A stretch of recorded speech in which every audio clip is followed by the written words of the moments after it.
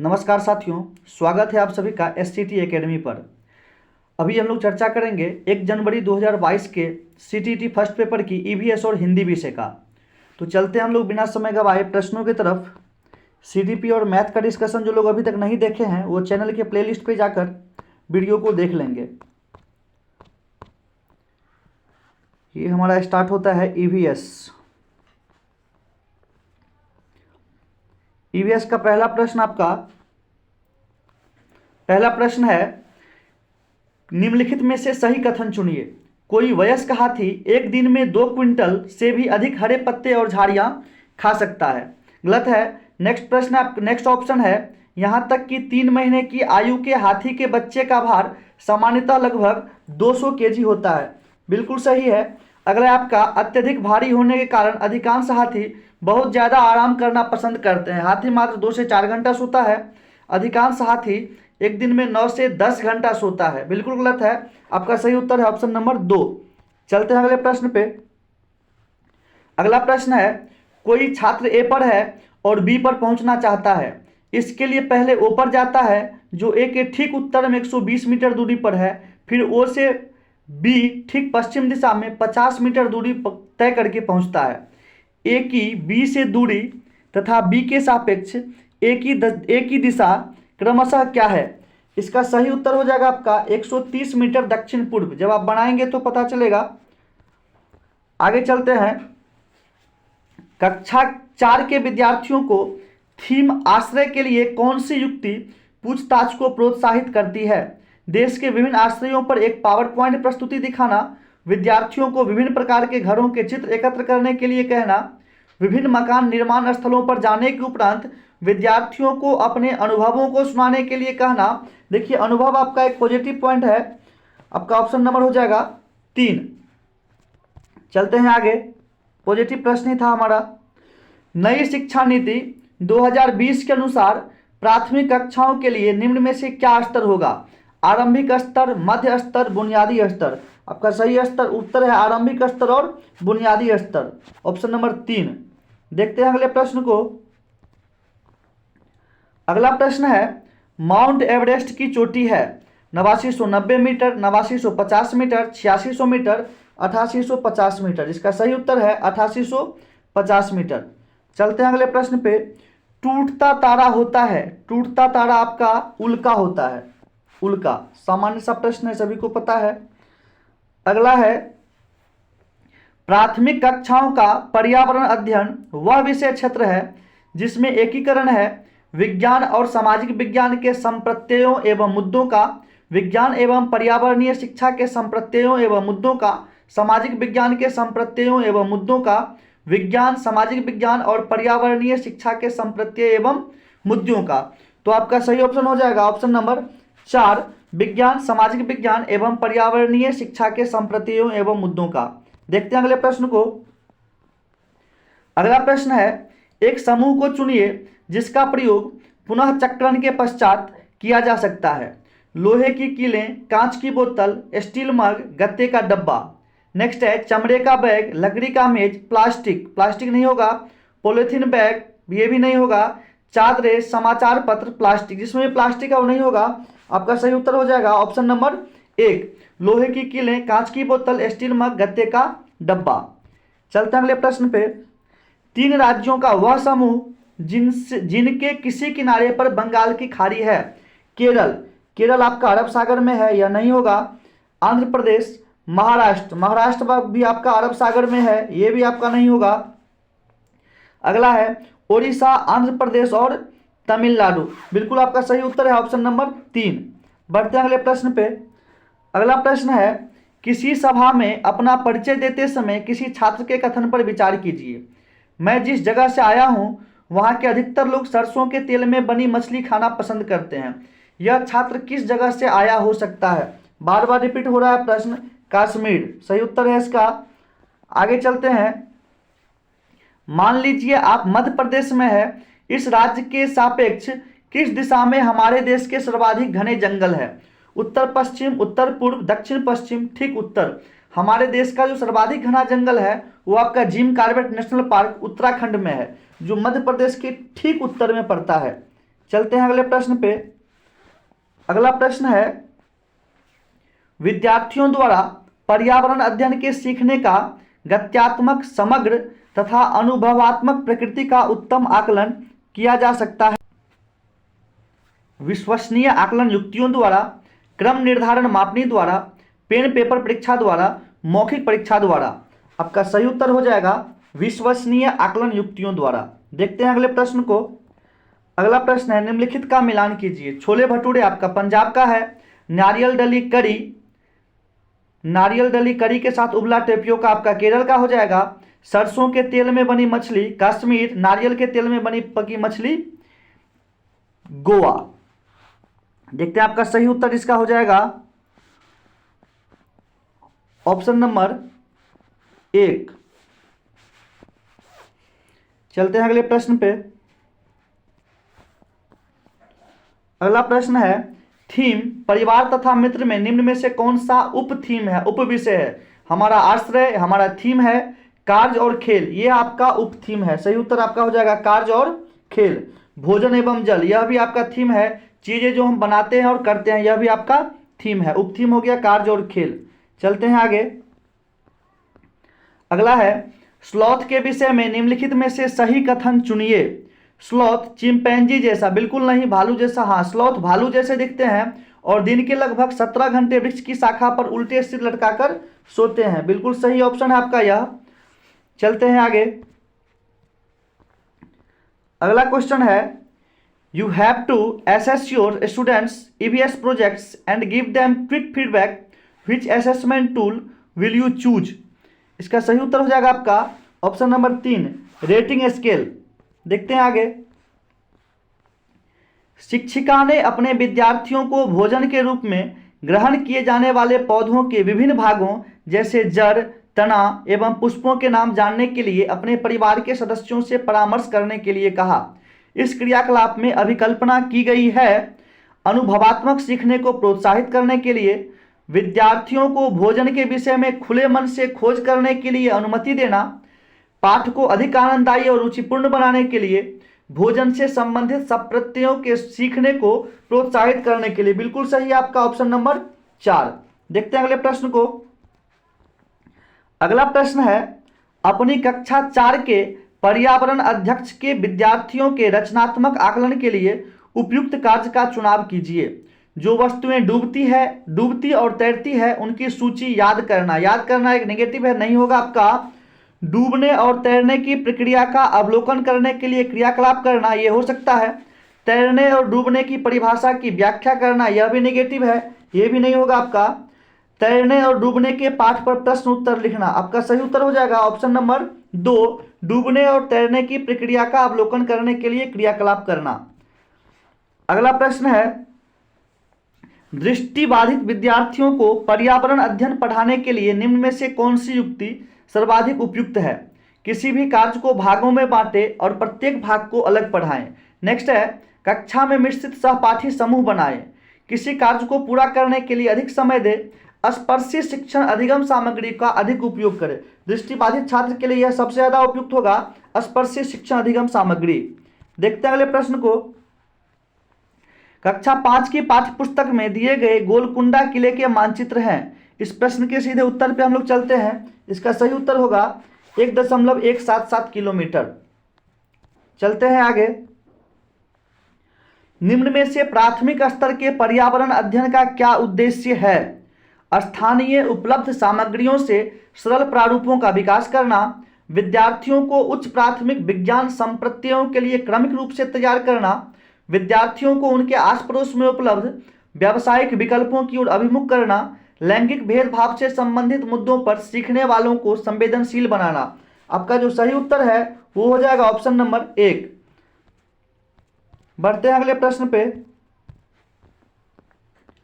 अगला प्रश्न है, निम्न में से कौन सा एक अपसारी प्रश्न है जो पर्यावरण अध्ययन की शिक्षिका अपनी छात्राओं की सृजनात्मक क्षमता को प्रोत्साहित करने के लिए पूछेगी। अपसारी प्रश्न मुक्त अंत वाले। लवण के विलयन से आप लवण कैसे पृथक करेंगे, नहीं होगा।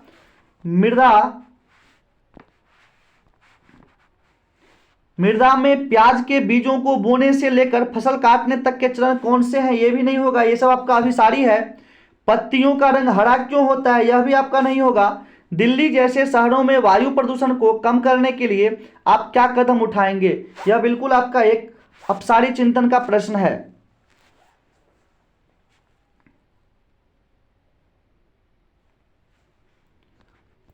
आगे चलते हैं। अगला प्रश्न है, किसी छात्र द्वारा नीचे दिए गए कथन पर विचार कीजिए। मैं जिस क्षेत्र से आया हूं वहां बारिश बहुत कम होती है, गर्मी बहुत पड़ती है, हमारे घर मिट्टी के बने होते हैं, घरों की दीवारें बहुत मोटी होती है और इन्हें मिट्टी से ही पोतकर सुंदर किया जाता है, घरों की छतें कटीली झाड़ियों से बनाई जाती है। ये होगा आपका राजस्थान। देखते हैं अगले प्रश्न को। जब किसी एक कपड़े पर दूध को उड़ेलते हैं मलाई उस पर ही रह जाती है। पृथक्करण की यह प्रक्रिया है निस्यंदन, अवसादन, चालन, निस्तारण। यह प्रक्रिया आपका निस्यंदन कहलाएगा। चलते हैं आगे। त्रिवेंद्रम और गांधीधाम के बीच की दूरी 2268 किलोमीटर है। यदि कोई रेलगाड़ी इस दूरी को 42 घंटे में तय कर लेती है तो इन दोनों शहरों के रेलवे स्टेशनों के बीच रेलगाड़ी की औसत चाल मीटर प्रति सेकंड में थी। इसका सही उत्तर हो जाएगा आपका 30। चलते हैं आगे। अगला है, पर्यावरण अध्ययन का शिक्षण करते हुए पाठ का वह उपयुक्त स्तर जिस पर विद्यार्थियों का आकलन किया जाना चाहिए वह है पाठ के अंत में, जब विद्यार्थी आकलन के लिए प्रस्तुत है, पाठ के आरंभ में, शिक्षण अधिगम के दौरान। विद्यार्थियों का आकलन हमेशा शिक्षण अधिगम के दौरान ही किया जाना चाहिए। देखते हैं अगले प्रश्न को। खेजड़ी वृक्ष के बारे में नीचे दिए गए कथनों पर विचार कीजिए। यह वृक्ष मुख्यतः रेगिस्तानी क्षेत्रों में पाया जाता है। बिल्कुल सही है। इसे उगने के लिए अधिक जल की आवश्यकता नहीं होती। यह भी सही है। यह वृक्ष अपने तने से जल संचित करता है जिसका उपयोग आवश्यकता पड़ने पर किया जाता है। ये आपका गलत है। वो राष्ट्रीय ओक करता, रेगिस्तानी ओक करता है वो।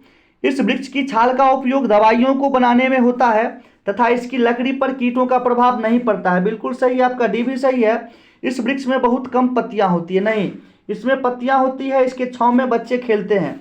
आपका सही उत्तर हो जाएगा ए, बी और डी, ऑप्शन नंबर 4।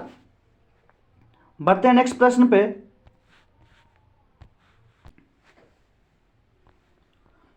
प्रश्न है, पर्यावरण अध्ययन में सीखने का आकलन करने का उद्देश्य है कि यह विद्यार्थियों द्वारा नवीन ज्ञान में दक्षता प्राप्त करने की प्रगति के विषय में प्रतिपुष्टि देता है। यह मूल्यांकन की अपेक्षा शिक्षण का एक मार्ग है। यह विद्यार्थियों के सीखने के बारे में सूचना देता है जिससे अगले चरण के लिए उन्हें सहारा दिया जा सके। ये शिक्षक विद्यार्थियों की उपलब्धियों के विषय में जानकारी एकत्र करे। आपका सबसे बेस्ट ऑप्शन है ऑप्शन नंबर 1। देखते हैं अगले प्रश्न को। अगला प्रश्न है, प्राथमिक स्तर पर निम्न में से क्या प्रक्रिया कौशल नहीं है? क्रियाशील परिवर्तनों को परिभाषित करना, मानचित्रण करना, तथ्यों का अनुस्मरण करना, परिकल्पना की जांच करना। प्राथमिक स्तर पर परिभाषित करना आपका नेगेटिव हो जाता है। देखते हैं अगले प्रश्न को। पर्यावरण अध्ययन के शिक्षण में कला एवं कौशल का समावेश करना चाहिए क्योंकि वह प्रोत्साहित करता है सृजनात्मकता को, सहपाठी सीखने को, कक्षा में अनुशासन को, समावेशन को। इसमें आपका कक्षा में अनुशासन को नेगेटिव है, बाकी तीनों ऑप्शन सही है। उत्तर हो जाएगा आपका ए, बी और डी। इस प्रकार आपका ईवीएस 30 प्रश्न हो चुका है। आगे हम लोग देखते हैं हिंदी सेक्शन को। हिंदी में गद्य नहीं पढ़ेंगे, काफी समय लगेगा। विश्व में किसने सबसे पहले शून्य को संख्या के रूप में मान्यता दी? इसका सही उत्तर होगा आपका भारत। नेक्स्ट प्रश्न को देखते हैं। गद्य पढ़ेंगे, सारा आंसर मिल जाएगा आसानी से।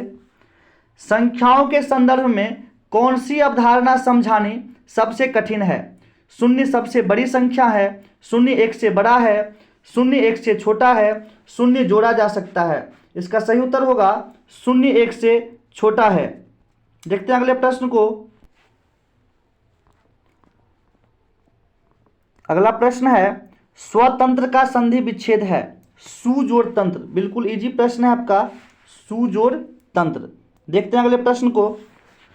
अगला प्रश्न है, किस शब्द में अव उपसर्ग का प्रयोग नहीं हुआ है? अवधारणा में भी हुआ है, अवधि में नहीं हुआ है, अवनीति में भी हुआ है, अवकाश में भी हुआ है। निगेटिव है आपका अवधि। देखते हैं अगले प्रश्न को। अगला प्रश्न है, शून्य की अवधारणा आने पर भी मनुष्य ने इसे बहुत समय तक संख्या क्यों नहीं समझा होगा?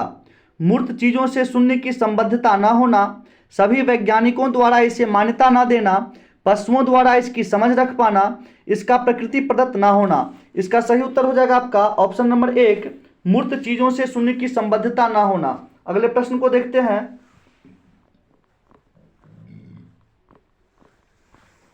अगला प्रश्न है, शून्य एक ही समय में एक अमूर्त विचार और एक वास्तविकता है का आशय है। यह दिखाई नहीं देता परंतु इसका अस्तित्व है।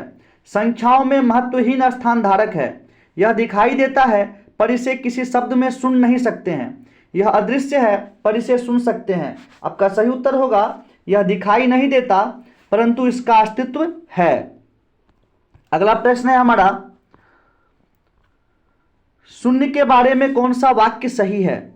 शून्य प्रकृति प्रदत्त है, शून्य मानव जनित आविष्कार है, शून्य की गणना मानव ही कर सकते हैं, शून्य मूर्त अवधारणा है। इसका सही उत्तर है शून्य मानव जनित आविष्कार है, ऑप्शन नंबर 2। आगे देखते हैं, इतिहास में किस प्रत्यय का प्रयोग किया जा सकता है? ता, इक, इत, ई। इसमें आपका इक प्रत्यय का प्रयोग किया जा सकता है। इतिहास में इक लगाएंगे तो उससे बनेगा ऐतिहासिक। ऑप्शन नंबर 2 आपका सही उत्तर है। आगे चलते हैं। अगला प्रश्न है, वैज्ञानिक में मूल शब्द है वैज्ञान, विज्ञानी, ज्ञान, विज्ञान। वैज्ञानिक में मूल शब्द है विज्ञान। विज्ञान में इक प्रत्यय लगने से आपका बना है वैज्ञानिक। देखते हैं अगले प्रश्न को। अगला प्रश्न आपका पद से है। पहला प्रश्न है, इस पद्यांश में मुख्यतः किसकी बात की गई है? सूर्योदय की, सूर्यास्त की, धरती की, आसमान की। इस पद्यांश में मुख्यतः जो बात की गई है वो धरती के संबंध में बात की गई है। चलते हैं आगे। अगला प्रश्न है, निम्नलिखित में से भिन्न शब्द युग्म है? गरज गरज, भूचाल भूकंपों, उभर उभर, डूब डूब। देखिए गरज गरज, उभर उभर और डूब डूब दोनों पुनरुक्त शब्द है तीनों। आपका भूचाल और भूकंप दोनों अलग अलग है। यही आपका हो जाएगा सही उत्तर। देखते हैं अगले प्रश्न को। अगला प्रश्न है, धरती को कौन डुबोना चाहता है? अत्यधिक वृष्टि, अत्यधिक गर्जना, अत्यधिक भूकंप, अत्यधिक सिंधु। इसका सही उत्तर होगा आपका ऑप्शन नंबर 1, अत्यधिक वृष्टि मतलब बारिश। चलते हैं आगे। अगला प्रश्न है, धरती अनमोल है भाव पद्यांश की किस पंक्ति से अभिव्यक्त हो रहा है?